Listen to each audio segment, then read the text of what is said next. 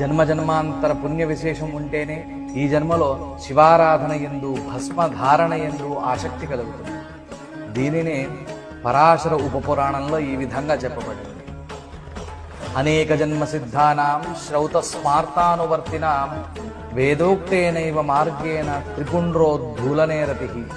అంతేకాకుండా భస్మద్వేషం అనేది పూర్వజన్మార్జిత పాపం ఉంటేనే కలుగుతుంది. దీనినే సూత సంహితలో మహాపాతకయుక్తానాం జంతూనాం పూర్వజన్మసు త్రిపుండ్రోద్ధూలనే ద్వేషో జాయతే సదృఢం బూధా.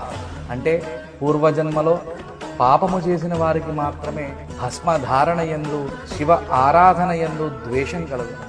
శివుడు భస్మము భస్మధారి వేరు కాదు.